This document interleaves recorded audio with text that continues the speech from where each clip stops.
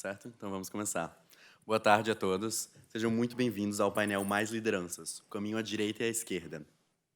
Meu nome é Vinícius Freitas, sou estudante de Relações Internacionais e Economia de Tufts. Eu sou Adriana Kovács, eu estudo Gestão Estratégica em Harvard Extension School. Antes da gente começar o painel, a gente tem alguns avisos para dar. Lembrando a todo mundo que o painel está sendo transmitido ao vivo e também será gravado. E para quem quiser fazer pergunta, é só usar o aplicativo do Slido, acessando através do aplicativo da conferência. Para acessar, é só usar o código BC19. Após um período eleitoral que viu o fortalecimento da chamada nova direita, as forças de esquerda assumindo o papel de oposição na esfera federal e um forte apelo de renovação, achamos importante discutir como as lideranças das diferentes matrizes ideológicas, tradicionais ou novas, estão se reorganizando em um cenário de crescente polarização. Logo, é necessário entender o papel de diferentes lideranças na construção de projetos para o Brasil. O painel será realizado no formato de 2 entrevistas sequenciais. Primeiro, com Marcel e depois com Débora Diniz. Então, temos a honra de apresentar Marcel Van Hatten. Ele é deputado federal mais votado do Rio Grande do Sul e está em seu primeiro mandato na Câmara, pelo Partido Novo. Concorreu à presidência da Casa em 2019 e é graduado em Relações Internacionais pela Universidade Federal do Rio Grande do Sul, mestre em Ciência Política e em Jornalismo em faculdades na Holanda. Como entrevistadora, convidamos Malu Gaspar, repórter da revista Piauí e apresentadora do Fórum de Teresina, podcast semanal de política da revista. Autora de Tudo ou Nada, Ike Batista e A Verdadeira História do Grupo X. Oi, gente. É um prazer estar aqui com vocês. Oi, Marcel. Oi, tudo bom? Eu vou fazer uma breve introdução aqui. As meninas já deram a sua qualificação profissional. Eu queria falar um pouquinho sobre você. Você me corrige e depois te fazer uma primeira pergunta para a gente começar esse papo. O Marcel, ele é um representante típico da nova direita que surgiu no Brasil com a eleição do Jair Bolsonaro. Aos 33 anos, ele foi o deputado federal mais votado do Rio Grande do Sul pelo Partido Novo. Fez uma campanha bastante voltada para as redes sociais, mobilizou o público jovem com um discurso liberal e bem focado no antipetismo. Desde o início, desde que ele chegou ao Congresso, tem se notabilizado pela defesa da reforma da Previdência e chegou a ser cotado pela relatoria do projeto na Câmara.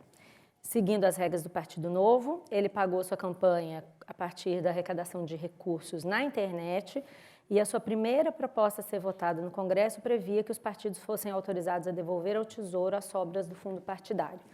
A proposta foi rejeitada. Marcel, eu queria começar te perguntando a mesma coisa que eu vou começar perguntando para a Débora depois, que é o que você entende que é ser de direita hoje? Certo.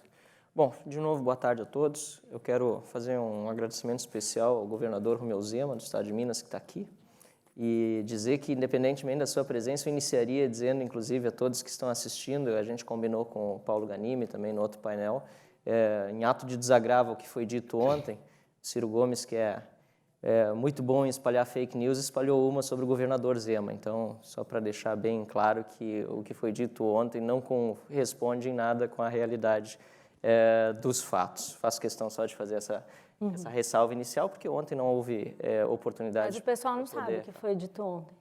Eu acho que sim. Então, não precisamos nem repetir. Acho melhor então não tá. repetir. Não, acho melhor não repetir, porque fake news Senão é se fake combate news, assim, exato. É melhor não levar em consideração e águas passadas não movem moinhos. E um pequeno reparo só na muito bem feito resumo sobre minha trajetória. Na verdade, eu não surgi na esteira da eleição do Jair Bolsonaro. Eu comecei, na verdade, na política com 18 anos de idade. Eu fui eleito vereador em Dois Irmãos. E a minha eleição lá atrás, eu hoje tenho 33, foi muito fruto da mesma indignação que hoje grande parte da sociedade brasileira tem, mas que na época talvez fosse muito mais restrita na política. Eu, inclusive, era do PP, não era do Partido Novo, que surgiu mais tarde. Escolhi o PP no nível local porque eram que as pessoas mais empreendedoras estavam, com uma visão realmente mais à direita, e por causa da atividade dos meus pais, né, muito limitada em virtude da grande burocracia, de altos impostos e também na noção que eu já tinha naquela época de que, olha, logo mais aí nós vamos ter uma grande... São empresários. O meu pai, ele é engenheiro civil e minha mãe é arquiteta. E os dois trabalham juntos, ou trabalhavam juntos, né? Agora trabalham um pouco menos juntos, mas meu pai chegou a ter uma pequena empresa de construção civil, a gente sentia em casa os grandes problemas que ele enfrentava com a justiça trabalhista, com um monte de requisições injustas de funcionários que acabavam sendo conferidas como direitos pelo judiciário, quando na verdade não passavam muitas vezes de reclamações infundadas, né? E ele acabou fechando a pequena consultora dele, acabou continuando autônomo. Então eu já estou na política há um tempo considerável. Em 2013 eu estava no exterior e na esteira das manifestações de rua que aconteceram no Brasil e toda aquela revolta popular com as obras da Copa e com a incompetência e corrupção, etc., acabei decidindo, por força de convencimento de amigos, a retornar à política, concorrer mais uma vez. Foi pela terceira vez que eu tentava concorrer a deputado estadual e fiquei na primeira suplência como deputado estadual do PP e acabei assumindo em 2015. Aí sim, depois neste ano, de 2018, no ano passado, eu me filiei ao Partido Novo, que não existia antes, mas passou a existir, e é o partido que representa para mim os melhores valores, os valores com os quais eu mais concordo. E aí eu sairia um pouco dessa pergunta do que é a nova direita, né? O que é ser de direita? O que é ser de direita, para tentar colocar um pouco dentro daquele diagrama de Nolan, que pouca gente ainda conhece, mas acho que define melhor as posições políticas das pessoas, né? Coloca num eixo, né? Se a pessoa ela tem uma tendência a defender mais liberdade de mercado ou mais concentração de poder nas mãos do governo com regulações, ou seja, mais capitalismo ou mais socialismo, e em outro eixo se é mais conservador ou mais progressista nos costumes. E aí o Partido Novo, ele normalmente, aliás, ele via de regra, libera os seus filiados na questão dos costumes e deixa a sua posição muito clara quanto à direção que nós devemos caminhar como sociedade, que é defender mais liberdade de mercado, e eu nem diria tanto como Mises diria, né, mais capitalismo para um lado, eu diria mais governo limitado para que as pessoas tenham mais liberdade. Isso, obviamente, reflete muito fundamentalmente na área econômica, mas acaba extrapolando para todas as áreas. Eu acho que essa é a nova direita, assim, que eu gostaria de ver mais forte, que ainda está engatinhando, né?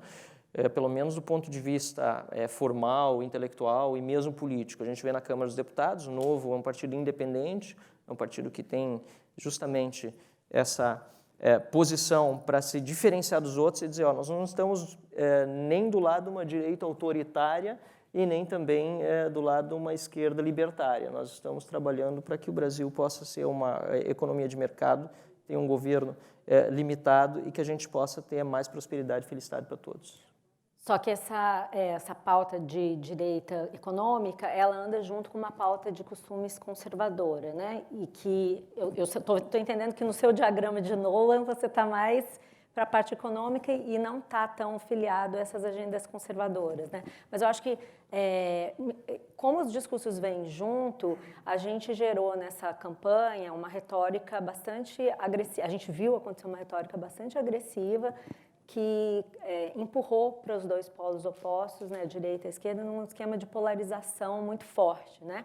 E quando a gente fala em caminhos à direita e à esquerda, o meu interesse maior aqui, tanto contigo quanto com a Débora, era tentar refletir um pouco sobre isso, como é que a gente chegou nesse ponto e qual a responsabilidade de cada lado pela polarização ideológica que a gente vive hoje, por essa retórica tão agressiva que existe de lado a lado. Quer dizer, então eu queria que você refletisse um pouco sobre isso, por que nós chegamos a esse ponto de polarização tão forte e qual é a responsabilidade, no caso da direita, nesse...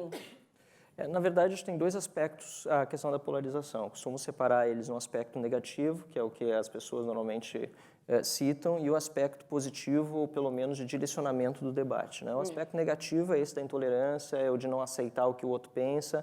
Se eu sou de direita e a outra pessoa não concorda comigo, automaticamente ela é de esquerda e vice-versa. E eu costumo dizer, numa democracia representativa, onde o Estado de Direito funciona, sempre vai ter alguém à minha direita e sempre vai ter alguém à minha esquerda. Isso é natural. Eu posso estar num ponto extremo da direita, vai ter alguém mais extremado da direita. Posso estar num ponto extremo da esquerda, vai ter alguém mais à minha esquerda e vai ter alguém mais à minha direita. Então, saber conviver com as diferentes opiniões é muito importante. E essa polarização, aí sim, no aspecto negativo, que é muito tratada em debates, ela acaba, inclusive, acabando com a amizade, amizades, relacionamentos familiares, etc. Nesse ponto é muito ruim. Mas tem um aspecto também da polarização, que é o aspecto de transição para uma pluralização. O que a gente vê no debate brasileiro, ainda mais depois de 14 anos de governo do PT e de todo um crescimento da hegemonia cultural de esquerda nos meios universitários, nos meios da imprensa, é uma saudável mudança de rumos para uma posição política diferente também dentro desses meios e, obviamente, também Os meios universitários e... meios universitários, jornalísticos e também, ali mais devagar, na verdade. A primeira reação está sendo realmente na parte política, porque é mais rápido, tem eleições e a renovação pode acontecer mais rápido. Por exemplo, peguei 2 dados aqui antes de vir para cá, uma pesquisa de 2012 feita pela Universidade Federal de Santa Catarina, com o apoio da FENAGE, que é a Federação Nacional de Jornalistas, ou seja, são dados de quem tem, digamos assim, toda a credibilidade para tratar desse tema, porque eram autodeclaratórias também, as autodeclaratórias das respostas, demonstram que 78% dos jornalistas que declararam preferência política se disseram de extrema esquerda até centro-esquerda. E, dentre esses mesmos jornalistas pesquisados, só 15% declararam de direita. A mesma coisa, uma outra pesquisa que saiu no Diário do Centro do Mundo, que é outro meio de comunicação que é também reconhecidamente de esquerda, demonstra que professores de história são, de 288 professores de história pesquisados no Brasil, no Chile, na Argentina, e se eu não me engano, outro país era o Paraguai, 85% são de esquerda e 15% estavam, e eu achei engraçado porque a matéria, eu não cheguei a ver o estudo mesmo, mas a matéria dizia que os outros 15% eram de centro até direita, ou seja, incluíram o centro no meio. Isso demonstra que havia uma unipolarização, digamos assim, um polo só, que é o da esquerda dentro dos meios universitários e acadêmicos. E isso acabou fazendo com que culminasse no aspecto político também com as eleições de governos de esquerda. FHC, aliás, que é de um partido social-democrata e, portanto, é de esquerda, é tido muitas vezes como de centro-direita no Brasil, o que já demonstra que realmente todo o espectro político estava dominado pela esquerda, acabou culminando com as pessoas indo, por exemplo, às ruas, dizendo, esse sistema que nós temos há tanto tempo não está dando certo, protestaram, derrubaram a presidente pela via institucional por um processo de impeachment, com apoio do Congresso, com pressão, aliás, mais do que apoio sobre o Congresso. Eu vivi esse período, o Congresso essencialmente não faria o impeachment, foi graças às pessoas às ruas. E esse movimento está, portanto, hoje sendo chamado de polarização, porque começa a ficar mais claro os dois lados, quando tinha um lado só. E o que a gente precisa é justamente uma pluralização, ou seja, que as diferentes formas de pensar possam conviver. E aí, como liberal, eu diria, inclusive, em que dentro do aspecto liberal também aquelas pessoas que são de direita e esquerda possam conversar, porque existem dentro dos defensores do liberalismo aqueles que têm pautas mais progressistas e têm pautas mais conservadoras. Você falando isso, eu vejo duas caixas separadas aí no que você está dizendo. A primeira é um primeiro passo para a pluralização dos discursos e tal. Isso. Mas a gente ainda não chegou nisso, no momento em que nós estamos justamente na hora em que as divisões estão tão acirradas que fica difícil fazer um diálogo. A grande pergunta você perguntou quem é que tem responsabilidade sobre isso. Né? Isso. Na verdade, essa eu esqueci de responder, desculpa. A principal. Mas lembrei. É que assim, o PT veio muito com a história de discurso de ódio. Estão vindo com um discurso de ódio contra nós, ódio nas redes, que coisa horrorosa, etc. e tal. Não quer dizer realmente que não quer dizer que não tem, não quer dizer que seja uma coisa positiva, sair xingando, fazer isso aí, realmente a gente, né, xingando no sentido, usar palavrão, não sei o quê, não fazer retórica bem fundamentada, isso é outra coisa, que aliás muitas vezes é confundida com discurso de ódio. Uma retórica bem fundamentada, com argumentos sólidos, sem atacar o oponente no lado pessoal, mas nos lados dos argumentos, é algo. Aí você pegou o ponto, porque o que a gente está vendo, principalmente nas redes sociais, que se tornaram um ambiente, né, de exercício da atividade política. Mas esse discurso de ódio, de muita agressividade, mas quem pessoal, tem, inclusive. Exatamente, mas quem denuncia hoje o discurso de ódio, principalmente sim na esquerda, nesses últimos tempos, muitas vezes não se dá conta que acabou semeando o ódio, está colhendo não ódio, mas indignação. Pois aí é que eu queria... O marxismo é uma ideologia de ódio, do ódio de classes, a guerra de classes, não é nada mais do que o conflito eterno entre classes econômicas, inicialmente, foi assim que Marx via, e até de uma forma um pouco deturpada. Ele acabou confundindo o que acontecia no feudalismo com o que aconteceu depois no início do capitalismo. Ele acabou transportando para o feudalismo o que acontecia numa economia de livre mercado, né? Tudo aquilo de horror que hoje nós consideramos no capitalismo, na época da Revolução Industrial, ainda assim era melhor do que acontecia antes, quando as pessoas morriam de fome, não tinham condições nenhuma de trabalhar no campo, sob um regime de vassalagem total. Então ele confundiu as duas coisas e criou uma teoria tratando do ódio de classe econômico que a esquerda acabou transpondo com o desenvolvimento industrial, com o desenvolvimento econômico, e com o fato que as classes são muito menos hoje difícil de diferenciar. Com o capitalismo, a mobilidade acabou sendo extremamente maior do que em qualquer outro período do mundo, confundindo muitas classes. A esquerda acabou transportando toda aquela guerra de classes do marxismo na área econômica para outras áreas da vida, fazendo com que houvesse ainda mais divisão na sociedade. Gays contra heterossexuais, negros contra brancos, políticas de cotas, etc. Então, na verdade, acabam a responsabilidade de vocês é a responsabilidade deles. Eu não entendi a responsabilidade de vocês. A responsabilidade do discurso marxista da divisão de classes é enorme, porque ele acaba disseminando clivagens sociais. Eu quero saber qual é a sua, qual é a da direita. Eu sei o que vocês acham que é a responsabilidade da esquerda, mas qual é a da direita? Não, na verdade, a direita responde, e aí eu falo sobre aqueles que, como eu, debatem no âmbito das ideias, da argumentação, da denúncia da corrupção, inclusive ideológica. Costumo dizer, a corrupção ela não tem ideologia, mas tem ideologias que são inerentemente corruptas, que é o caso do marxismo, que sobrevive da corrupção em qualquer lugar que é implementado. A responsabilidade é de responder com indignação à altura daquilo que foi feito nos últimos anos, que acabou reduzindo as liberdades das pessoas. Qual seria a diferença entre a indignação e uma coisa que até quem apontou pela primeira vez, eu vi apontando pela primeira vez, que eu achei que fez todo o sentido, foi a Janaína Pascoal, na convenção que escolheu o Jair Bolsonaro candidato a presidente pelo PSL. Não sei se você se lembra desse discurso. Eu estava lá e eu vi esse discurso e me causou um impacto bastante grande. Que ela disse que as pessoas que estavam presentes ali deveriam refletir se o bolsonarismo e o movimento dessa nova direita não estava correndo risco ela disse exatamente o seguinte: as pessoas só são aceitas quando pensam exatamente igual nas mesmas coisas. Reflitam se nós não estamos correndo o risco de fazer um PT ao contrário.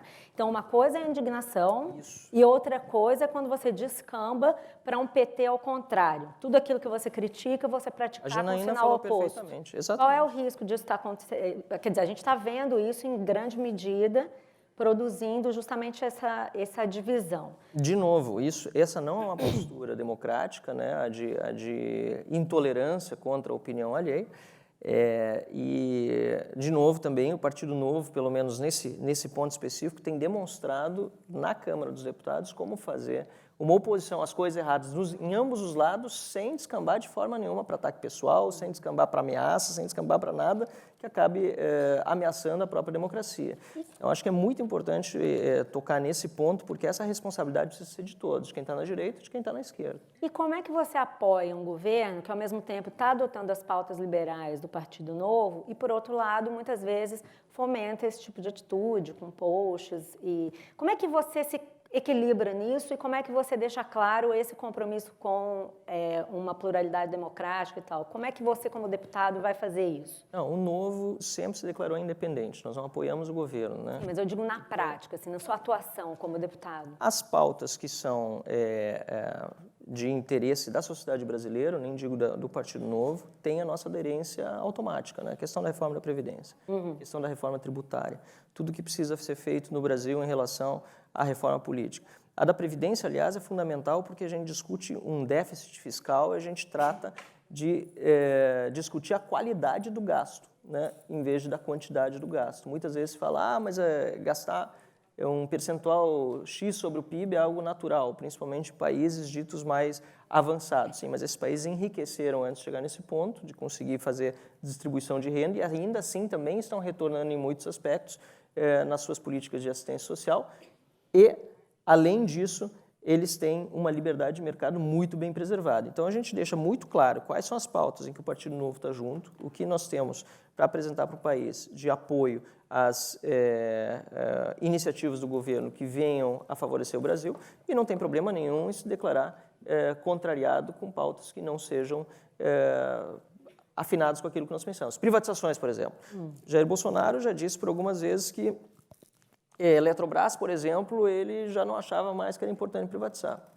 Nós acreditamos que empresas públicas são uma contradição em termos, porque uma empresa ela é fruto da atividade individual e, portanto, deve ficar na iniciativa privada. Você promove uma série de distorções no mercado com uma empresa pública, você acaba gerando monopólio, você cria ineficiência, gerando incompetência, corrupção, como a gente viu nos últimos anos, enquanto se poderia deixar mais livre o mercado para a competição, para o consumidor ter um favorecimento na hora de comprar produtos com preço mais baixo e qualidade maior. Então, nós, como partido, nós temos, nisso aqui nós não temos como concordar. Nós somos a favor da privatização de todas as estatais. Não é à toa, aliás, que quem está na Secretaria de Desestatização do governo é um filiado ao Partido Novo, não é indicação do partido. E diz que está decepcionado, inclusive, hein?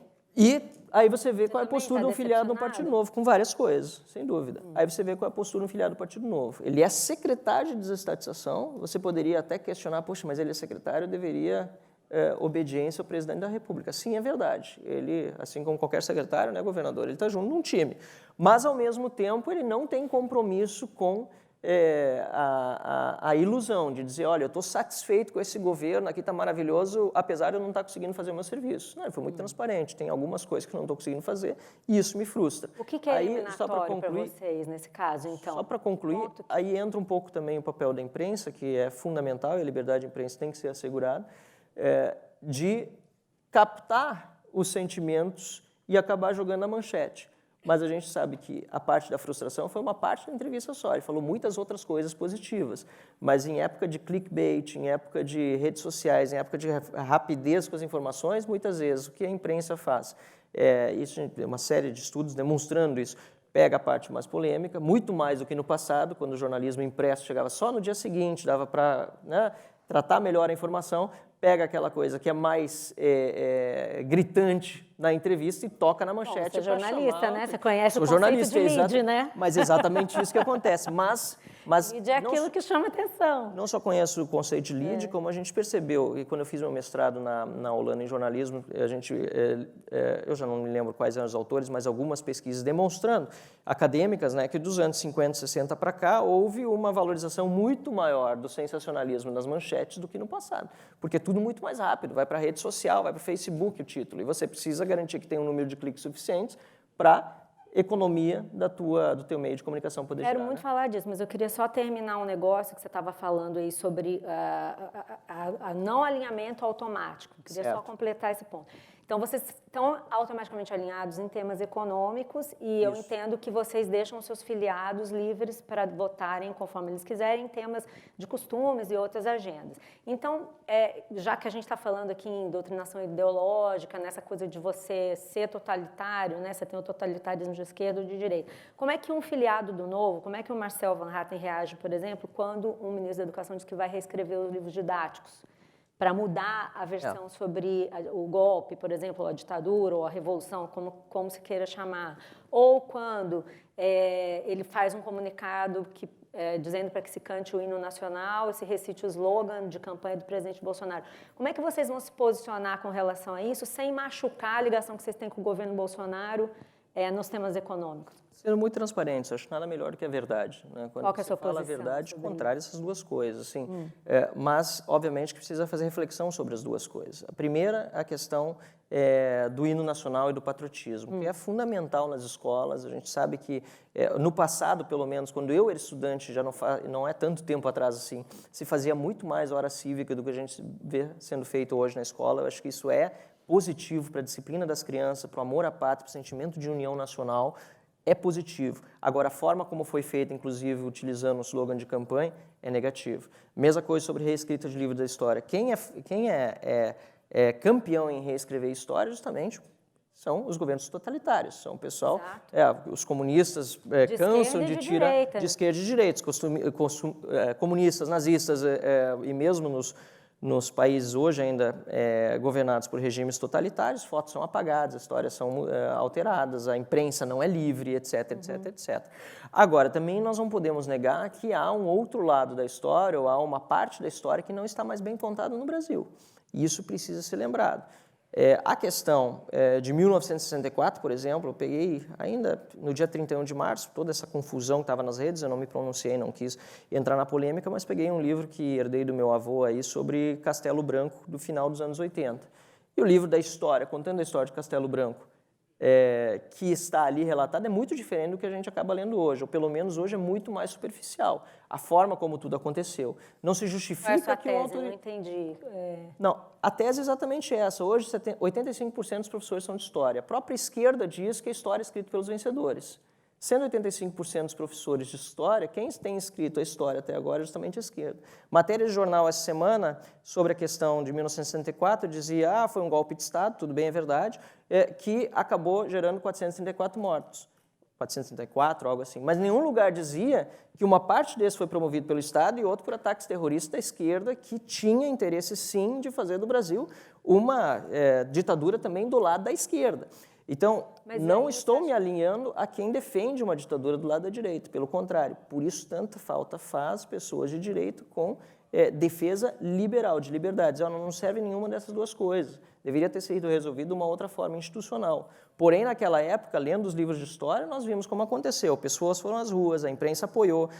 Castelo Branco, que dificilmente é execrado pela esquerda, foi um presidente que, quando assumiu, disse que queria entregar imediatamente. Aliás, ele foi buscado para ser presidente. As pessoas não dizem, não foi ele que deu o golpe. Não era ele, de longe, o preferido de si próprio para ser presidente. Ele foi buscado e ele não é atacado justamente por isso, porque as pessoas sabem que ele tinha um compromisso, por mais autoritário que tenha sido o golpe, e errado no sentido de acabar de um rompimento institucional, ele tinha um compromisso de refazer eleições. Agora veio a linha dura do Exército, tomou o poder, deu o golpe dentro do golpe, e acabou fazendo com que aquilo que deveria ser na cabeça do Castelo Branco de no máximo 2 anos, acabasse perdurando por 25 longos anos da história brasileira. Então, você defende que o que esteja escrito no livro didático seja o que não...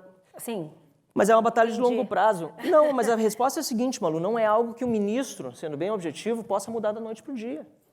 Por quê? Porque os professores de história que aí estão continuando a contar uma história do lado dos vencedores de esquerda que hoje estão nos 85% dos professores que dão aula.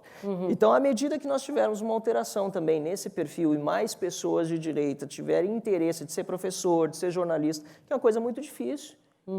Hoje a gente vê muito mais livros de direita nas bibliotecas, a gente vê mais jornalistas de direita se destacando, a gente vê alguns, mas não muitos, historiadores de esquerda se destacando, contando a história...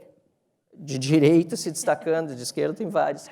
Então, a gente vê que há uma mudança, mas isso é de longo prazo, não é um ministro. Se fosse assim, nós do Novo diríamos, nós acreditamos no Estado e não no indivíduo. Não, nós acreditamos no indivíduo. Então, o que o ministro pode fazer como ministro da Educação? Ele deve... Aliás, para mim, o mais importante seria que nós tivéssemos não uma escola sem partido, mas uma escola sem governo. O Roberto Rachevsky costuma dizer isso, eu gosto da tese dele, que é o seguinte... A gente acaba perdendo muito tempo com discussões paralelas, e eu costumo dizer a questão de doutrinação em sala de aula existe, tem a sua influência. Nós recebemos muitos pais de alunos, enfim, na Assembleia Legislativa se queixando de perseguição em sala de aula, coisas verdadeiras e graves que precisam ser combatidas. Agora, por outro lado, o que nós precisamos garantir na nossa educação é que haja, sim, chances iguais para todos, mas não necessariamente que o Estado administre essas escolas todas. Porque a iniciativa privada comprovadamente demonstra que administra muito melhor escola, administra muito melhor saúde, mas, no fim das contas, ela é tão oprimida pelo tamanho dos impostos que são cobrados pelo aparelho estatal, que elas acabam também tendo custos muito altos e as pessoas não conseguem mais, pobres, ter acesso à educação de qualidade, saúde de qualidade privadas e acabam optando pela porcaria que são hoje os nossos ensinos públicos, tanto ensino público e a nossa saúde pública. Você falou em liberdades individuais e uma questão que está colocada aí, que eu sei que não é a sua pauta prioritária, mas está dentro desse contexto de direita e esquerda, 10 minutos, João, botando a plaquinha, é a questão da liberdade de escolha, né? Que até é uma questão muito cara a Débora, que é a de liberdade de escolha da mulher pelo aborto, se necessário, se entender que tem condições, e outras questões que estão envolvidas aí nesse caldo. Um debate que me chamou a atenção há umas 2 semanas no Congresso foi o debate da Sâmia Bonfim com o Ernesto Araújo, em que ela discutia por que o Ministério das Relações Exteriores não tinha incluído lá numa declaração o compromisso de lutar pela saúde reprodutiva das mulheres e tal. E ele afirmou que achava que isso não deveria constar porque representava uma campanha pró-aborto. Como é que vocês se posicionam em relação a isso? De novo, qual é o risco de você... Eu sei que vocês têm essa coisa de cada um com a sua posição, mas até onde vai a defesa da liberdade individual nesse caso, do seu ponto de vista? Do meu ponto de vista pessoal, bom, começar pela discussão do direito à vida, né, ou do aborto, que é algo que no Partido Novo é liberado, as pessoas, os filiados podem optar por ser contra ou favoráveis, não tem sanção partidária sobre isso, mas eu tenho uma defesa do direito à vida, inclusive daquele que é indefeso e não tem como, portanto, se pronunciar a respeito, né? Eu sou a favor, nesse caso, portanto, contra o aborto, eu normalmente deixo muito claras as minhas opiniões, mas o Partido Novo deixa essa posição aberta para os seus filiados tomarem aquela que... A lei deve regular isso ou não, porque você é contra, mas a lei regula isso já, né? Então, mas... sim, porque nesse caso tem a ver com liberdade individual, mas não é só da mulher, né? Nós temos um homem e uma mulher envolvidos, tanto na geração como depois um terceiro que não tem o seu direito de defesa resguardado quando o aborto é praticado, né? Mas essa é uma posição minha, pessoal, então, o Estado deve filosófica. Regular. Você é a favor de manter como é hoje? Eu sou a favor de manter como é hoje, sim. E quando que o Partido Novo deve, ou uma liderança como você, eu acho que nesse ponto deve se posicionar em relação eu acho que nesse a ponto, quando esse assunto for realmente debatido, por exemplo, numa comissão, no plenário da casa, nós somos chamados a debater esse assunto, porque tem um erro muito grande de interpretação que o STF tem feito nos últimos tempos e que me deixa bastante insatisfeito com a forma como tem vindo a cobrança para o Congresso Nacional, que o Congresso não tem deliberado sobre esse assunto e o STF vai legislar sobre ele. Isso é um erro tremendo. O STF não pode legislar, o STF não está ali para isso. Se o Congresso não deliberou sobre o assunto, é porque ele já está deliberado. Não deliberar também é deliberar. Ou seja, ele já deliberou no passado, ele já decidiu como é que vai ser a lei sobre o aborto, já tem decidido sobre vários outros casos. E se ele for deliberar sobre outros assuntos ou sobre esses mesmos assuntos, ele é provocado pela sociedade tal e ele delibera. Não pode o Supremo Tribunal Federal interferir nos trabalhos do Legislativo, dizendo o que ele deve fazer ou não. Então, esse é um problema muito grande. Então, quando o Novo vai ser chamado para tratar desse assunto, bom, se os próprios filiados do partido, que são a grande força do partido para decidir quais são as pautas do dia a serem debatidas, decidirem que esse é um tema relevante para ser colocado em pauta. João Amoedo, que é o presidente nacional hoje do Partido de Novo, é fundador, foi candidato a presidente da República, disse muito claramente na campanha eleitoral que, na visão dele, e é a visão da maioria dos filiados, estes temas ditos muitas vezes da agenda, que vem muitas vezes justamente da esquerda, né, não são os temas prioritários para o Brasil, né, liberação de drogas, questão do aborto, e que os filiados têm liberdade para escolher qual é a sua posição, porque há outros problemas muito mais urgentes que precisam ser debatidos. É claro que nós vamos ter resistência e tem gente que pensa diferente, tem gente de outros partidos, tem gente... Isso tem que saber respeitar. E a hora que esse debate chegar com uma força tal ao parlamento que vai ser necessário tomar uma posição para um lado ou para outro, ou para manter as coisas da forma como estão, os filiados do Partido Novo vão levar a sua opinião para os deputados e os deputados vão também ter as suas opiniões e vão decidir de acordo com isso. Eu acho, só para concluir, acho que é importante dizer essa diferença que o Partido Novo tem em relação aos outros partidos, que é de ter filiados que são pagantes como membros do partido, que nenhum outro partido hoje no Brasil tem isso. Todos os outros partidos são financiados pelo fundo partidário. Né, recebem dinheiro público, dinheiro de todos nós, gente que concorda, que discorda das ideologias dos partidos, ou não estão nem aí para a política, estão financiando os partidos políticos. Já o Partido Novo recebe todos os meses doações dos seus filiados e por isso tem essa participação muito maior de membros mesmo ativos e que tem essa sintonia de ideias. Não é à toa que a gente tem se destacado na Câmara dos Deputados em só 60 dias de mandato, como um partido que tem sido extremamente alinhado, fiel aos princípios e dando um retorno muito grande, aumentando o número de filiações enormemente nos últimos tempos. Bom, gente, várias perguntas aqui, algumas coisas que por que a porcentagem de homens e mulheres de direita é tão diferente da de esquerda, eu não sei se acho que a gente não deveria. Eu acho que aí tem outra coisa interessante que é bom lembrar sobre a esquerda, mas sobre essa polarização, porque tem gente, por exemplo, na esquerda que acha ruim quando tem mulher participando na política se ela for de direita, ou acha ruim quando tem um negro participando da política e é contra as cotas. Isso é contra a liberdade individual da pessoa de dizer qual é a sua opinião. Né? Se a mulher Ela decide ser de direita, ser conservadora, não é feminista. Isso é um impressionismo, na verdade. Não, mas acontece muito, a gente vê muito. Mulheres de direita, Joyce Não, mas a gente já viu lamentando. Eu vi na tribuna da Câmara mulheres de esquerda, deputadas de esquerda, lamentando que o número de mulheres tenha subido no parlamento por serem de direita. É um absurdo, porque até o ano passado estavam querendo que tivesse mais mulheres no parlamento. Agora, porque elas são de direita, ficou ruim? Entendeu? Mas não, eu só ia comentar que essas perguntas estão sendo feitas e eu acho que elas estão mais ou menos contempladas aqui pelo que a gente está falando, porque eu queria falar de uma coisa mais geral, que eu acho que é o que mais interessa aqui. E aí tem uma pergunta aqui que eu acho que é importante eu repetir, que é... Cadê ela? Por que esse painel teve formato diferente, se os caminhos à esquerda e à direita não dialogam e não discutem? Realmente esse painel está com formato diferente, a gente vai conversar sobre isso com a Débora, o Marcel também participou dessa conversa, e isso é uma coisa que muito me incomodou, o João está aqui para confirmar isso. A gente queria fazer um diálogo maior, e aí foi uma opção dos dois, e eu queria colocar aqui a última pergunta para a gente fechar, que tem a ver com isso. É possível, no ambiente do Brasil de hoje, com a polarização, eu estou vendo aqui muito do seu discurso, é colocar no outro a responsabilidade pelo que está acontecendo hoje. Como é que se pode fazer para construir um espaço onde efetivamente essa pluralidade que você prega, esse diálogo que a gente está falando aqui, ele se faça? Porque uma coisa é você dizer que você vai cobrar o diálogo, mas se em seguida você adota um discurso colocando a culpa no outro, aí o diálogo se perde. Como é que vocês do Novo, eu entendo que você representa um pensamento um pouquinho diferente desse outro pensamento mais à direita, mais radical.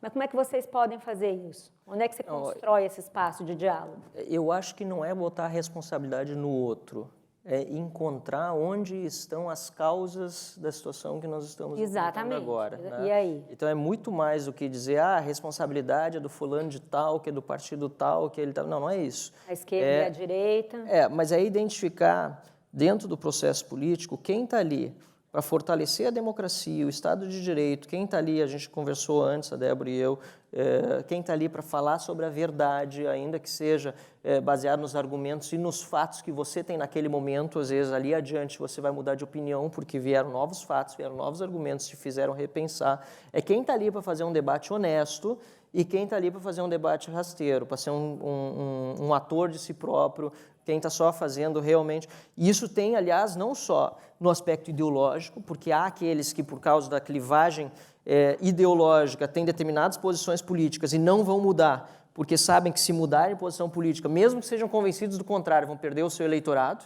E isso acontece, a gente vê a olhos vistos, né? Eu via na Assembleia Legislativa, vejo na Câmara dos Deputados. Então, esta é uma responsabilidade de um lado que a gente vê fazendo exacerbar esses Isso não conflitos. tem ideologia.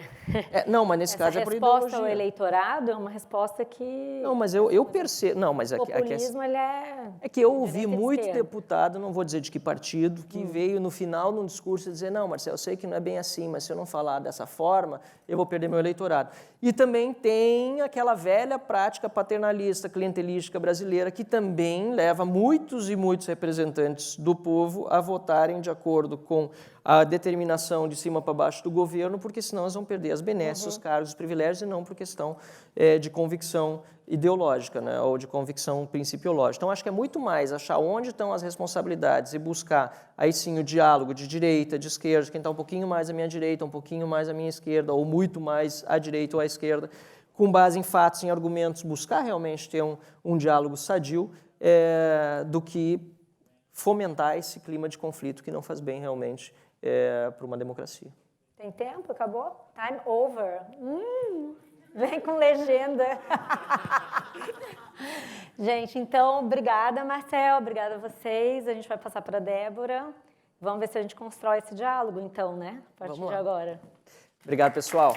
Bom dia. Cadê a Julie?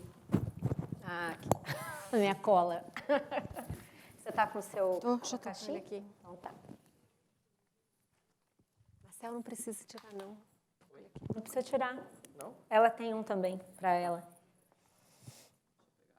Já pode ir, né, Malu? Sim, vamos Porque a gente tem, na verdade, a gente tem até 2h15, mas a gente vai atrasar um pouquinho, né? Porque o papo tá bom. Bom, vou apresentar também a Débora. Débora, me corrija se por acaso eu falar alguma coisa aqui que não corresponde. Posso? A gente pode apresentar. Muito obrigado, deputada. Agora a gente vai ter a Débora Diniz, que atua como diretora adjunta da International Planned Parenthood Federation, Western Hemisphere Region, e como professora visitante da Brown University Center for Latin America and Caribbean Studies. Débora também é professora de Direito na Universidade de Brasília, foi reconhecida como uma das 100 pensadoras globais em 2016 pela Foreign Policy, além de vencedora do Prêmio Jabuti, prêmio literário prestigiado no Brasil em 2017. Bom, pegando daí, eu queria dizer que poucas pessoas estão mais imersas hoje nesse debate que a gente está fazendo aqui sobre polarização ideológica do que a Débora Diniz. Ela tem 49 anos, além de ser pesquisadora premiada, é ativista dos direitos das mulheres, defensora do direito de escolha no caso do aborto, e ela foi a força motor da ação que está tramitando no STF pela descriminalização do aborto até a 12ª semana de gravidez. Tô louca. Por causa dessa ação, a Débora se viu obrigada a deixar o Brasil para se proteger de algumas ameaças. Hoje ela vive aqui nos Estados Unidos e uma das consequências dessa nova situação é que ela se tornou muito ativa no Twitter e outras redes sociais, adotando um discurso bastante provocador e enfático sobre vários temas, né, Débora, além da saúde da mulher. E como você está aí nessa posição, nessa nova posição aí como ativista, a gente vai aqui, eu queria que você aproveitasse para a gente refletir sobre isso. E vou começar fazendo a mesma pergunta que eu fiz para o Marcel, que é o que você considera que é ser de esquerda hoje. Lu, muito obrigada por esse momento para estar aqui com o deputado Marcel. A minha resposta seria: o que é ser uma feminista e uma defensora de direitos humanos no Brasil hoje? É necessariamente estar à esquerda.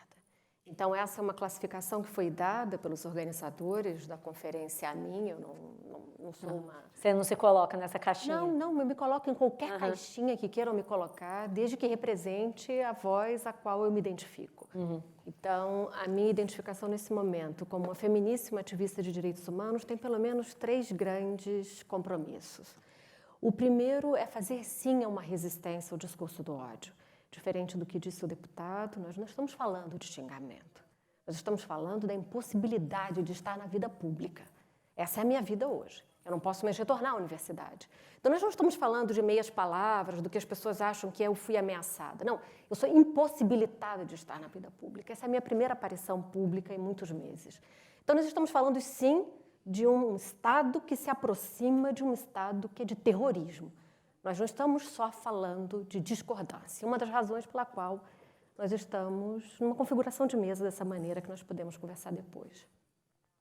O segundo, eu diria que é a minha saída do armário de ser uma acadêmica da universidade para ir às mídias sociais, como você descreve, é porque é minha responsabilidade nesse momento, e assim eu identifico, e assim está a esquerda, e assim ser uma feminista, falar baseada na verdade.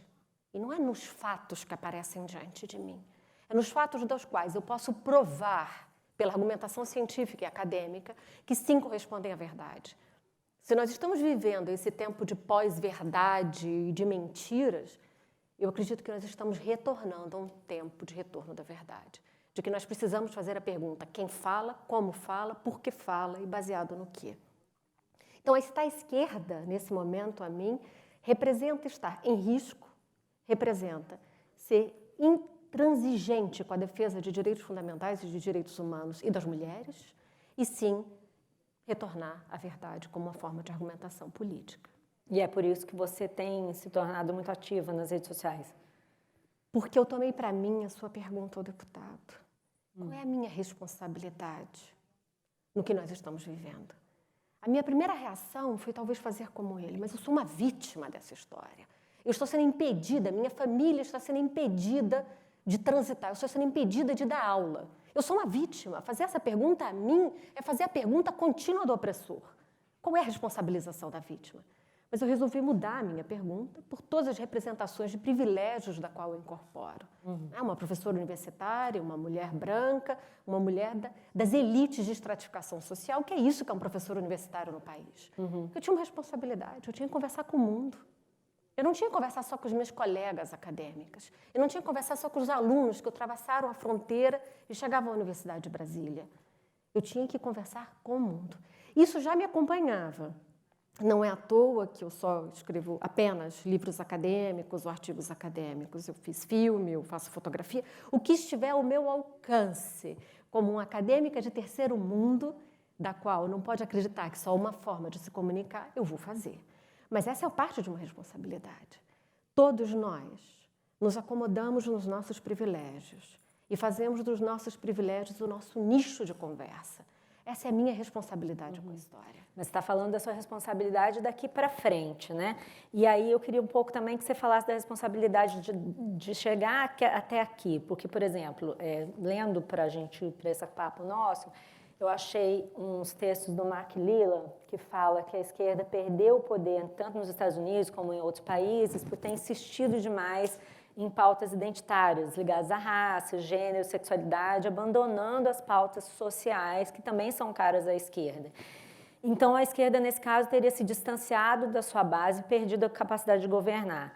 Eu, como jornalista, dando um depoimento pessoal aqui, eu enxergo uma certa razão nisso, porque quando você faz matéria sobre a esquerda, em geral você cai nesse discurso, o discurso do LGBT, o discurso da mulher, e quando há uma série de outras pautas relativas à justiça social que a esquerda foi esquecendo ao longo do tempo.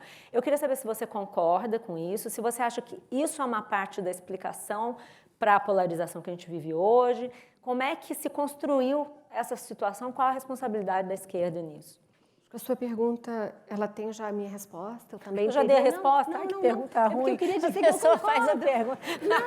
Eu vou fazer outra. Não, mas eu acho que é uma boa provocação, porque você diz, você concorda ou não de que há algo aqui para um fenômeno multicausal, que é o que nós estamos vivendo. Então, minha primeira única ponderação é dizer que não é uma única causa. Não foi uma política identitária, uma pauta de costumes que levou a isso. Dito isto, é multicausal. Há uma apropriação de um tema de corrupção como sendo exclusivo de apenas um lado, há uma crise de fragilização de uma democracia representativa, há baixa paridade no país, há uma série de fenômenos. Mas vamos para a sua pergunta. A pauta identitária, ela leva a uma fragmentação do político para lutas, por exemplo, como igualdade no campo de desigualdade de classes, que nós vivemos em uns Ela países. Capturou, por exemplo, a pauta Ou da igualdade? ela favorece uma apropriação de outras pautas por outros grupos? Eu diria que sim, e não porque ela não seja uma pauta importante, porque ela faz uma enorme fragmentação do político. Então, quando nós dissemos, eu sou uma feminista, você vai me perguntar, uma feminista do quê? Do movimento racista, do movimento de deficiência, do movimento de classes, do movimento de região, do movimento de questões reprodutivas. Então, se você voltar... Se você não é suficientemente feminista, você também não serve como feminista. Porque nós passamos a precisar de um mecanismo de reconhecimento imediato para um radar de dizer com quem eu falo. E a lógica das identidades é uma lógica de problematizar ser um transexual pobre no Brasil não é a mesma coisa do que ser um homem branco pobre no país. Isso nós não temos dúvidas. De que nós temos camadas de fragilização da vida. Recentemente nós vimos uma representante política transexual sendo ofendida com ameaças pela sua existência de identificação. Então, a minha provocação é de que nós não precisamos fazer uma eleição entre pautas, como é chamada de costumes, de uma guerra moral e questões de igualdade de classe, igualdade de existência. Porque há classes, né? Nós também não podemos abandonar essa categoria. Agora, a pergunta sobre se a responsabilidade está aí, eu diria que não apenas, né, Malu? Ela é bem mais complexa do que isso. O nosso desafio, a quem tem uma preocupação com questões de costumes, é a apropriação por esse movimento, do qual nós chamamos conservador, populista, que é uma categoria fundamental para entender a política brasileira, em que é muito confusa sobre se é à direita, se é conservador, ele é populista, é uma guerra moral. Então, há uma apropriação das nossas questões, especialmente das questões das mulheres, como uma cortina de fumaça. Não é à toa ideologia de gênero, né? Isso me leva a uma questão que estava aqui, que eu troquei de ordem, mas que eu acho que encaixa aqui agora, que é o seguinte: eu li uma entrevista sua recente que você falou que os bolsonaristas e esses militares que ascenderam ao poder junto com o Bolsonaro são ressentidos. Você acha que esse é um termo suficiente para explicar como essas pessoas ascenderam e quem elas são? Esse é um termo muito bom para explicar. Ele é completo? Não, nenhuma categoria completa, nenhuma categoria analítica vai ser completa. Mas por que ela me serve? Esse é o motor, assim? Por que ela me serve? Ela pelo menos explica algumas coisas. Eles são homens ressentidos da história. Homens no sentido de um poder do qual governou a história brasileira nos últimos anos, antes do que nós chamamos de uma emergência da esquerda. Então nós estamos falando de homens que esperavam ter dado os privilégios do machismo. E esses homens não herdaram. Esses homens vão ver o exemplo como a deputada Sâmia, a deputada Talíria, vão ver mulheres no poder e mulheres das quais eram inesperadas. Então há um ressentimento, no sentido psicanalítico, da história e da política, da qual emerge a violência, o terrorismo e esse ódio ao feminismo. Ele é essencialmente movido por homens. Os que me ameaçam e os que me perseguem são majoritariamente homens, né? Na verdade, são covardes que se encobrem no mundo da internet, mas são com valores masculinos. Então, por que eles são ressentidos da história? Esperariam as garantias do benefício que estão dados pelo patriarcado, pelo machismo, que palavras nós quisermos dar à desigualdade de gênero, que faz com que as mulheres cuidem da casa, trabalhem, mas que as mulheres não tenham reconhecimento social igualitário, igualdade de salários. Então, eu acho que ela é uma categoria muito boa, né? Então, os militares é diferente do que é esse contexto político. Esse ressentimento, nós estamos falando dos militares hoje no poder, a pauta cultural não é igual a eles, como é a pauta para os conservadores. A eles é uma pauta muito mais nacionalista, na qual foi imposta 30 anos, 40 anos de silêncio sobre a sua participação na política. Então, esse seria o ressentimento. Sim, é uma dose de revanchismo muito forte. Pois é, aí você falou também aí da sua atitude em relação às ameaças, de falar, de se pronunciar e tal. E uma coisa que eu li, acho que foi nessa mesma entrevista ou talvez em outra, que todas as pessoas que passam por uma situação como a sua, de sofrer ameaças, têm que tomar cuidado para não se vitimizar. E eu queria saber até que ponto você acha que você consegue escapar disso. E em que momento você acha... Quando é que se policia? O que você... Tem hora que você olha e você fala, eu estou me vitimizando? Porque, às vezes, essa coisa do ressentido, vou ser honesta com você, me passa um pouco essa impressão. Eles são ressentidos, então eu sou uma vítima. É difícil você muito conseguir... Malu, é bom ouvir, a gente tem que ouvir os outros para saber se nós estamos ultrapassando a fronteira, né? E como é que você lida com isso? A mim, eu diria que... a primeira coisa, não há como negar que há um algoz e uma vítima. Então, negar uma situação de vítima é negar que há uma injustiça. Eu não posso ir a dar aula. Eu não faço isso contra ninguém. Se a categoria é agressiva, eu estou disposta a conversar sobre ela. Mas eu não ameaço ninguém. Eu não persigo ninguém. Eu não cerceio a liberdade de expressão de ninguém. Então, aqui é uma diferença fundamental. O segundo é retirar da vítima qualquer possibilidade de redescrição da história. É retirar, inclusive, a possibilidade de recriação de perguntas. A mim, um dos meus papéis, como uma acadêmica e como uma militante, da qual eu não rejeito essa palavra, ao contrário, ela é minha, eu vou militar pela igualdade no país, é fazer novas perguntas. Então, a mim me espanta fazer uma pergunta de quando nós lançamos o debate sobre aborto, dizer, eu sou contra o aborto. Esse não é um tema para nós sermos contra ou a favor. Esse é um tema para nós fazermos perguntas corretas. Por que mandar uma mulher para a cadeia por aborto? Por que perseguir uma mulher? Por que ela tem que morrer por um aborto? Nós estamos na região do mundo em que as mulheres mais fazem aborto, junto com a maior criminalização. Então, essas são as perguntas que me interessam, perguntas de saúde pública, perguntas de direitos fundamentais. Então, se há algum ressentimento em mim, como uma vítima, para usar essa categoria a quem eu identifico nesse momento, como parte de um ecossistema que move os algozes, eu acho que eu tenho o direito de usar ao menos algumas categorias que possam ser fortes para descrever a minha situação. Agora, eu não chamaria de vitimismo. Está aqui a prova de que eu não me identifico na vítima que vai ser silenciada porque me ameaça. Então, vamos falar um pouquinho disso. Eu queria que você falasse um pouco das ameaças que você sofreu e por que você considerava que seria um risco, por exemplo, a gente fazer esse diálogo em ping-pong ou alguma coisa desse tipo. Acho importante você colocar Um dos a papéis, situação. você perguntou antes qual era a responsabilidade que nós tivemos e nós acadêmicos tivemos com toda essa história. O primeiro foi acreditar que os debates têm que vir como contra e a favor. Os debates não são contra e a favor. Há momentos e há temáticas em que nós temos um lado que é o justo, um lado que é o eticamente aceitável. E que quando nós compomos mesas como contra e a favor, ou à esquerda e à direita, nós já lançamos a pergunta sobre quase uma impossibilidade de encontro. Isso eu vou rejeitar com a minha própria existência. Esse tipo de negociação e de conversa da qual eu não participo mais. Porque é reafirmar que a polarização e a impossibilidade de uma conversa vai ser o motor da nossa história. Mas isso partiria do princípio de que uma conversa entre vocês dois seria uma O título conversa está de contra a à favor. esquerda e à direita. E a gente não poderia tentar... O título não estava diálogos. O título não estava sua. outro. Não, mas é uma possibilidade. Não é de ninguém. Mas é como nós lançamos as perguntas. Mas aqui havia uma segunda razão bastante honesta.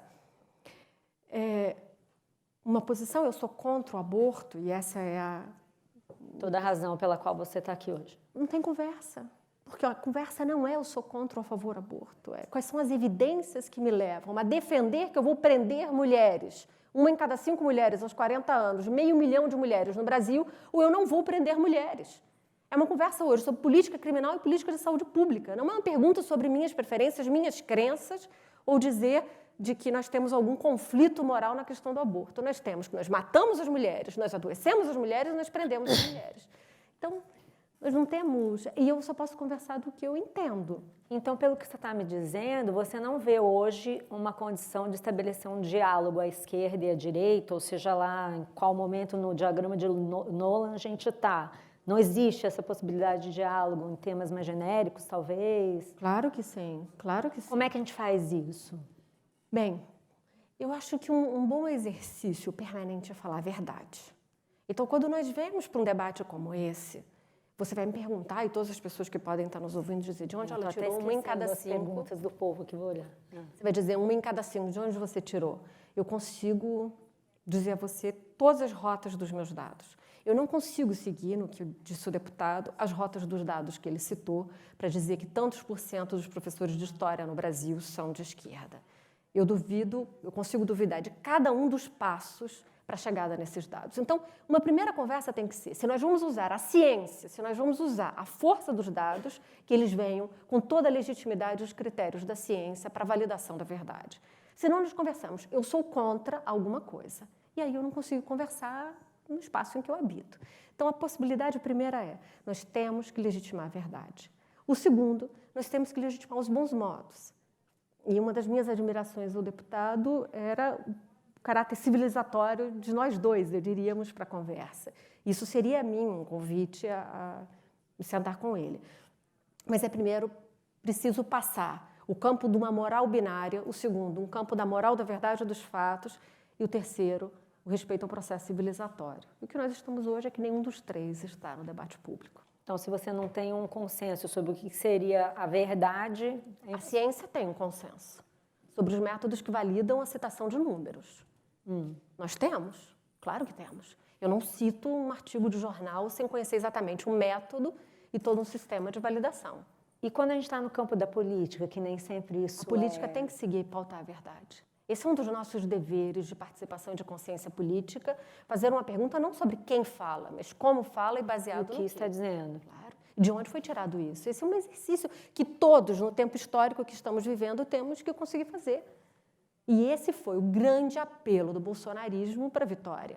Foi fazer apelo a uma rede de confianças para a disseminação de mentiras. Não é que as pessoas acreditem nas mentiras, mas elas constroem uma comunidade em torno daquela fantasia. E ela passa a se tornar uma fantasia para impedir o não ou outro, a não emergência de uma outra possibilidade de existência. Então, aí você escreveu outro dia um artigo convidando, chamando o Olavo de Carvalho ao debate e muito pautado nisso que você está falando, as evidências científicas, os títulos acadêmicos e tal, e esse conceito de verdade. Ele não aceitou o debate, mas eu queria entender isso. Aí nessa hora, você não acha que existe um risco para você? Por que vale a pena você chamar uma pessoa que você já considera de antemão, que não respeita essa verdade, para um debate? Qual o propósito? Ótimo, vamos, tem dois. O primeiro e mais importante para mim eram as condições do debate. Se ele aceitou, nós dois entramos num processo civilizatório de trabalho das nossas diferenças. Mas é preciso falar a verdade e não usar xingamento. Com essas duas coisas, nós podemos ir para um debate. E por que para um debate com Olavo de Carvalho? Porque ele desdenha a universidade, ele desdenha a vida acadêmica. Então vamos conversar. Por que tanto, a palavra que você não gosta, tanto ressentimento? Por que tanto ódio às universidades? Eu não gosto. Né? Mas há um terceiro, porque o presidente da República considera Olavo de Carvalho uma referência para a sua formação e para a sua forma de fazer política. Então é papel das universidades desembrulharem o que significa isso. E no que me toca, no que eu sou capaz de conversar, esse é um tema central à direita, à pauta conservadora e ao bolsonarismo, a questão das mulheres, a questão de gênero, a questão do aborto. E eu me considero capaz para enfrentar. Tanto que eu disse que eu conversaria sobre o aborto. Eu não disse a ele que conversaria sobre astrologia. Também aí eu não sei se Saturno está à direita ou à esquerda. Eu sou peixes com ascendente aquário. Isso é o quê? A esquerda? Isso eu estou me desnudando para quem entende de astrologia, né? Pois é, e aí vem outra questão. Você escolhe as polêmicas em que você entra? Essa escolha de polêmicas, ela responde a uma estratégia de buscar a verdade? Como é que você explica? Assim, como é que você escolhe as pessoas que você... a que você contesta na rede, que você desafia, dado que você tem esse contexto de medo, de ameaças Eu não e tenho tal. medo. Eu não tenho medo. Você não tem eu medo? tenho cautela. Eu não sou louca. Eu tenho medo, eu não tenho. Se eu tivesse medo, eu não estaria Mas aqui. o que eu quero dizer é o seguinte, tem polêmicas que você prefere não entrar ou você está entrando em todas elas porque você está, de Eu fato... não sou arroz de festa. Eu não sou arroz de festa. Não, todas as que te interessam. Quais são as que te interessam? Qual é o debate que você vai fazer e qual é o nível de risco que você vai assumir? O debate que eu vou fazer são os direitos das mulheres e direitos fundamentais. Essa é a minha questão prioritária, da qual eu tenho algo a contribuir para a conversa na esfera pública. E eu não chamaria de risco. Eu estou chamando do que deveria ser as condições de possibilidade da participação política. Quem me coloca em risco não sou eu mesma. Quem me coloca em risco são esses que movimentam o ódio. Então, eu sou apenas uma das vítimas do radar do ódio. Mas não é o que eu falo que provoca o ódio. O ódio está instalado como um radar à busca da sua vítima hoje no país. Agora, a minha pauta, e cada vez vai ser mais a minha pauta, quanto mais me perseguirem os direitos das mulheres e os direitos fundamentais, quanto mais tentarem me silenciar, mais eu vou falar sobre isso. E você tem falado de outros temas gerais, assim, até que ponto esses temas... Se você olhar, eles quase todos estão conectados a isso. Direitos sexuais e reprodutivos, direitos das mulheres, são as histórias que eu consegui atravessar como uma pesquisadora na minha vida. Então, no momento, a sua posição é uma posição de combate. A minha posição é uma posição de participação política, responsável e baseada na verdade, com a minha representação como acadêmica. É essa. É de não silenciamento. O ódio, ele tem um poder de silenciamento, pela intimidação. A mim não intimida. E aí, qual é a sua expectativa em relação a gente chegar num momento em que a gente possa conversar? Você acha que esse momento está longe? E que você possa conversar assim, nesse sentido. Você estabeleceu algumas bases, verdade, o respeito à verdade, a civilidade, enfim. Você vê uma possibilidade de a gente fazer um diálogo nesses termos hoje? Eu não quero dizer que eu sou otimista, mas eu quero que a palavra esperança seja minha, né? Como professora, você tem uma esperança permanente que você possa conseguir conversar. Então, as regras das quais eu estou pedindo são, repito, as regras do processo civilizatório. Eu nunca vou deixar de acreditar nisso.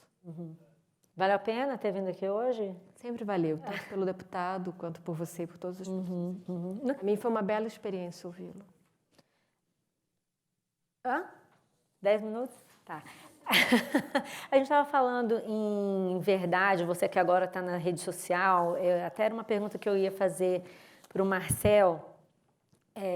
Eu queria que você comentasse, depois se o Marcel quiser levantar o dedo, já que nós estamos aqui nessa posição tão civilizada de diálogo, que é o seguinte, a gente tem hoje um ambiente de cacofonia em que as redes sociais importam, as pessoas podem falar diretamente, você de alguma forma está se aproveitando, né, desse momento da comunicação direta e tal, e a gente também tem a contestação à imprensa tradicional, ou porque é de esquerda, ou porque é fake news, ou porque não dá o espaço, ou porque é covarde.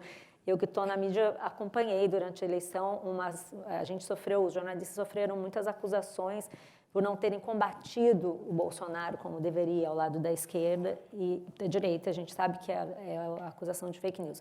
Qual é para você o papel dessa mídia profissional em contraposição ao papel das redes sociais? Assim, como é que a gente deve entender isso que você está chamando de busca pela verdade e se comportar? Qual é que Isso que você chama de mídia tradicional opera também pelas redes sociais, né? Eu quero dizer o jornalismo profissional. Isso. Melhor colocando. Sim, isso. Eu tenho enorme esperança de que o retorno a esse tempo de pré-verdade vai ser movimentado pelas universidades e pelo jornalismo profissional. E isso está acontecendo. Pré-verdade? Essa é uma expressão minha. Né? Essa é uma expressão de vários analistas, tanto do campo filosófico, da ciência política e do universo das redes sociais, é que nós estamos, especialmente com a era Trump, saindo de um tempo da pós-verdade para a pré-verdade, em que as pessoas retornam a fazer assinaturas de jornais, em que as pessoas passam a ler as fontes confiáveis. Eles vão fazer a pergunta, quem é essa que é uma jornalista da revista Piauí e que escreve sobre corrupção, economia e política? Vai fazer a pergunta, quem é? Qual é a validação? Qual é o sistema de validação para essa voz? Isso não havia há 5 anos. Isso não havia ainda durante a paróquia de WhatsApp que elegeu Bolsonaro. Mas ela começa a voltar. E até mesmo porque a desilusão, o tempo do Bolsonaro, é muito rápida, 100 dias. Ela está vindo muito rápida. Então, ela permite um retorno a perguntas fundamentais para a estabilidade democrática, baseada em evidências, em argumentos, no exercício da dúvida razoável, né? Então, eu acho que aqui há um caminho, e eu diria que a imprensa brasileira está tomando para si essa responsabilidade. Ao contrário do que disse o deputado, eu não acredito que por uma ideologização superficial, o fato de nós termos posições sobre a vida não nos torna menos confiáveis. É possível que jornalistas tenham identificações político-partidárias, mas consigam fazer as suas matérias, as suas reportagens, que sejam confiáveis. Eu, assim, me defino como cientista.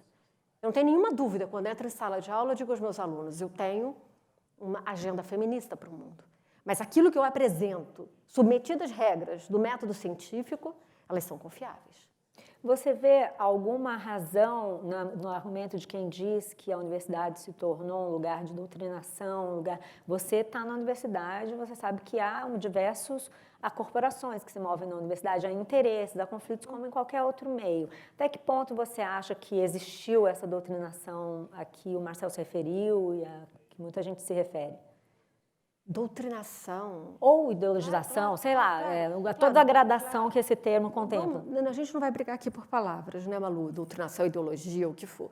É primeiro pressupor que alunos são seres não pensantes. Na universidade nós estamos falando de jovens adultos de 18, 19 e 20 anos que entram por um vestibular e da qual foram treinados a exercitar a dúvida.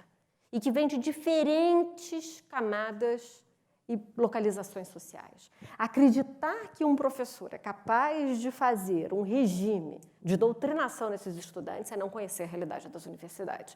E esse me parece, de novo, um gesto de fantasia de quem não conviveu ou de quem quer atuar com má fé sobre as universidades. A universidade é sempre um espaço muito plural, um espaço de exercício da dúvida razoável, e é isso que acontece em sala de aula. Ele é um espaço para apresentação de diversos pontos de vista. O deputado deu um exemplo que eu vejo muitas pessoas fazerem, que dizem... perdoe? Não, mas que não é só...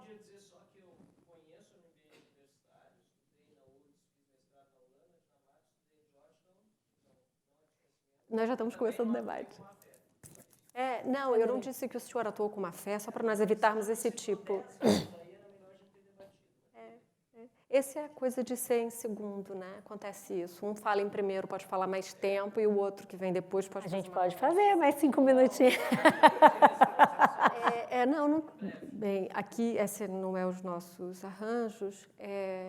Eu fiz as referências ao deputado como um ato de respeito ao diálogo, mas ele pode ser só um personagem da minha narrativa, não precisa ser ele. Ele pode ser descorporificado, porque ele representa um movimento muito maior.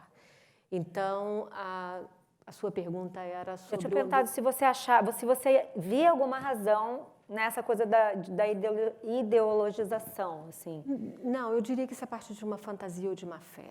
E pode ser, inclusive, dos que conheceram, mas dos quais não conhecem a realidade do que é, na verdade, um método científico, a pesquisa científica, a sala de aula. E nós partimos continuamente de uma coisa que se chama um viés de percepção do real. Nós dissemos... No meu grupo de WhatsApp das minhas crianças da escola, há vários pais que se queixam de algo.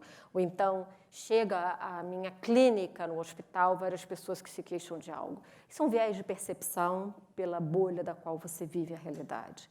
Então, isso não representa o que está acontecendo nas universidades, nas escolas ou na vida pública. E você acha que essa... 5 minutos. Já que você está falando nisso, essa ascensão dessa direita, que realmente não estava representada até outro dia. Isso é fato que essa direita não era tão vocal, não era tão ouvida e não tinha conquistado o poder como conquistou agora. Se explica como? Não é uma reação a nada? É o quê? Assim, como é que você explica esse fenômeno? Ele tem múltiplas causas e ele não se une por uma agenda em comum. Por isso que é tão difícil fazer uma pergunta a esse lado sobre o que vocês defendem. Você diz, depende de nós. Quais são essas causas, essas múltiplas causas? Vamos lá. Uma das múltiplas causas é, no que eu consigo explicar da história onde eu trabalho, a ascensão das mulheres na vida pública. Uma reação. É parte de uma resposta. O segundo, sim, nós tivemos uma mudança no regime de classes no Brasil. Com todo políticas redistributivas, nós tivemos uma mudança na entrada na sociedade de consumo. Isso gera rejeições e não reconhecimento. Nós tivemos, sim, pautas identitárias que permitiram que grupos não tradicionalmente, que ascendiam a esse mecanismo de mobilidade social como é a universidade, entrassem nas universidades, como negros, como pobres. E isso muda a paisagem de voz e de representação política da sociedade brasileira. Nós tivemos a apropriação de uma pauta de corrupção, que tem que ser uma pauta universal e apartidária por um dos grupos. Nós tivemos uma rejeição a um partido político. Nós tivemos a ascensão de uma figura populista ao poder. Nós tivemos a reunificação de um movimento masculino e machista em torno de causas de rejeição a pautas de diversidade sexual e pautas feministas. Nós temos múltiplas razões.